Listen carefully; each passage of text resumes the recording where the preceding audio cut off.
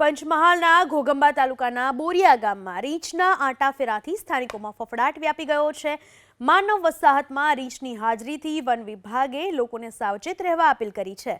ઘોગંબા તાલુકાના બોરિયા ગામની સીમમાં રાત્રિના સમયે રીંછની લટાર સીસીટીવી કેમેરામાં કેદ થઈ હતી। હાલ તો રીંછની હાજરીથી ખેડૂતો રાત્રિના સમયે ખેતરે જતા ડરી રહ્યા છે। વન વિભાગ અને એનિમલ વેલફેરની ટીમે પગના પંજા પરથી રીંછ કઈ તરફ ગયું છે તેની શોધખોળ શરૂ કરી છે। એનો ફીડિંગ ટાઈમ ચાલે છે, એનો ખોરાક મેળવવા માટેનો સમય છે, એટલા માટે આ રીતે અવારનવાર કદાચ માનવના વસવાટની આજુબાજુ આવી જતા હોય છે અને એના કારણે કદાચ ઘસવાટ ઊભો થતો હોય છે। બાકી કોઈ મોટી કોઈ સમસ્યા જેવું હોતું નથી। તો આ રીંછ જે છે એ કદાચ વ્યક્તિને હુમલો કરે તો એ જે ભાગ પર અટેક કરે ને એ ભાગ ખૂબ ગંભીર રીતે ઈજા કરી શકે છે અને એની અંદર લગભગ 8 થી 10% સુધી આવી શકવાના અત્યાર સુધીના ઉદાહરણ એક્ઝામ્પલ છે। આજરોજ ઘોગંબા તાલુકાના બોરિયા ગામે સીસીટીવી કેમેરામાં વન્ય પ્રાણી રીંછ જોવા મળેલ છે અને ત્યાં સ્થળ તપાસ કરતા ત્યાં ખરેખર રીંછ જોવા મળેલ છે અને લોકોને સાવચેત રહેવા માટે અમે સૂચના આપી રહ્યા છીએ।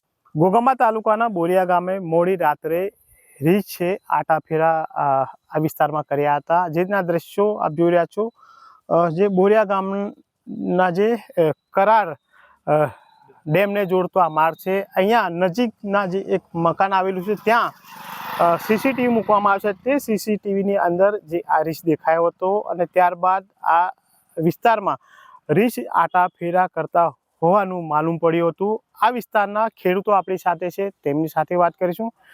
ભરતભાઈ, ક્યારે આ રીંછ દેખાયો અને કઈ રીતે આપણે જાણ થઈ કે આ વિસ્તારમાં રીંછ આંટાફેરા કરે છે? રીંછ ગઈકાલના રાત્રિ 10:47 દેખાયું અને અહીંયા 2 દિવસ પહેલાં પણ રાત્રિ દરમિયાન ખેતરમાં રખવાળી કરતા ખેડૂતો મિત્રોને 2 દિવસ પહેલાં પણ જોવા મળ્યું હતું અને એ જોતા બેટરી મારતા રીંછ ખેતરમાં ભાગી ગયું હતું અને ગઈકાલે રાત્રિએ 10:47 મારા ઘરે લાગેલા સીસીટીવી કેમેરામાં આ મુખ્ય રસ્તો અને અહીંયા ગામ આવેલું છે, એ ગામના રસ્તા પર જતા 10:47 રીંછ જોવા મળ્યું અને અમારી એવી માંગણી છે કે આ રીંછને ફોરેસ્ટ ડિપાર્ટમેન્ટ દ્વારા પાંજરા મૂકીને વહેલી તકે ઝડપી અને પાંજરે પૂરવામાં આવે। ચોક્કસથી જે રીતના ખેડૂતો દ્વારા માંગ કરવામાં આવેલી છે, વહેલી તકે આ જે રીંછ છે તેને પાંજરે પૂરવામાં આવે। ખેડૂતો માટે કેટલું જોખમી કહી શકાય જે રીતના આ વિસ્તારમાં રીંછ દેખાયો છે?